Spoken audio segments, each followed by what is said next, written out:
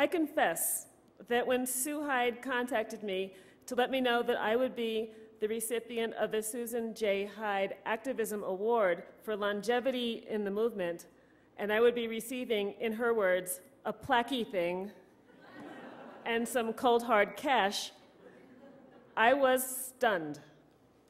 My first thought when I heard the news was, me? They're giving this important plaquey thing to someone who identifies as bisexual? I don't think so. You're joking, right? And my second thought when I heard the news was, you can't be serious. I'm not old enough to get an award for longevity in the movement. But then I thought about what it's been like over the years being a bi activist in the movement formerly and sometimes still known as the gay and lesbian movement, and sometimes still known as the gay movement. And I remembered how hard it was, and sometimes still is, to be out and visible as bi or as a trans activist in a community where our presence was often not welcomed and was sometimes overtly called into question. It took a whole lot of extra energy to be part of this movement that was often hostile and that often ignored bi and trans activists or treated us like the unwelcome stepchildren. This place that should have felt always like a safe haven and sustained us in our activism often did not feel safe or welcoming. So perhaps bi and trans activists should get to count those earlier years of activism in dog years. So using this calculation, that gives me about 150 years of activism in the movement. And that's if I only count the really crappy years. And I realize, too, that the award doesn't say most longevity in the movement. It just says longevity. How many people in this room have been activists in this movement for 25 or more years? Raise your hand.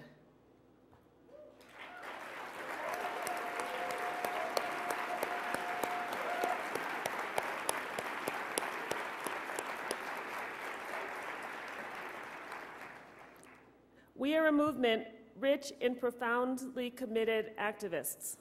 And fortunately, we're also rich in newer committed activists. We're just frankly rich in activists. So it sustains me now to come to creating change where I'm surrounded by people who are working so hard on so many issues of importance to lesbian, gay, bisexual, transgender, intersex, two-spirit, and queer people, and issues of importance to our straight allies as well. It's very good medicine to be here, and it makes us feel a whole lot less alone. I'm a full-time speaker now, and I spend much of my time traveling around the United States. And I've had the privilege of coming firsthand into your communities and to seeing the work that you are doing in your local communities, and I am so impressed by what I see. I am in awe of the amazing people who run the LGBT centers on campuses and of the student leaders on those campuses.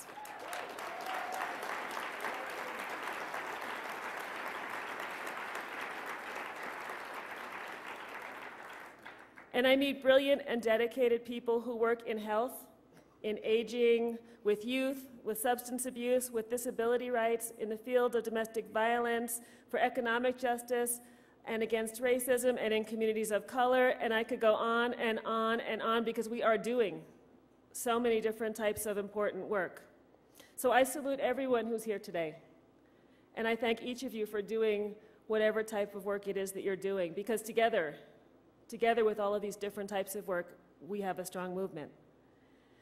I'm also, as Sue said, the editor of the Getting Bi anthology, which contains the writings of people from 32 different countries.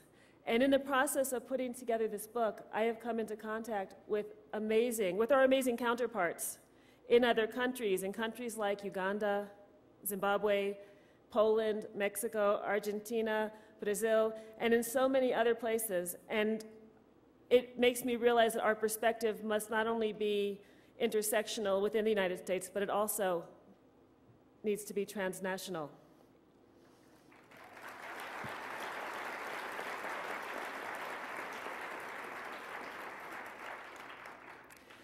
So to all of the bi activists and the trans activists and the intersex activists who are here creating change, and to those who could not be here today, you inspire me.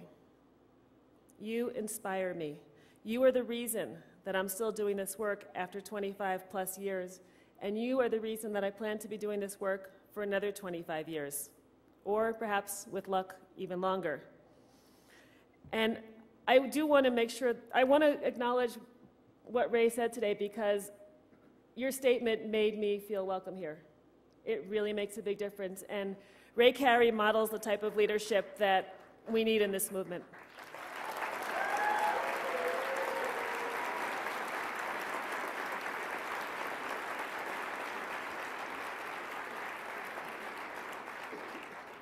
So finally, this award has very special meaning for me. It's named after one of my role models and sheroes, Sue Hyde.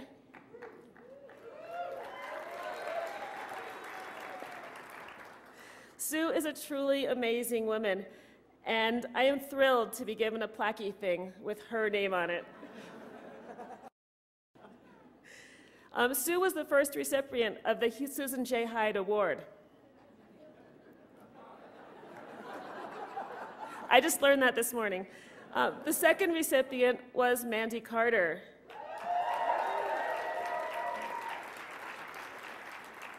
And Mandy is a dedicated and formidable activist, and she's also a mentor and a friend. So I stand here on this stage feeling the blazing power of Sue Hyde on one side of me, and the relentless dedication and vision of Mandy Carter on the other. And I feel grateful. So with a special shout out to all of the bi activists who have been creating change for so many years, and to all of the people who attended yesterday's Bi Caucus, and to the people at every point of our beautiful sexuality spectrum, I am delighted to accept this award. Thank you.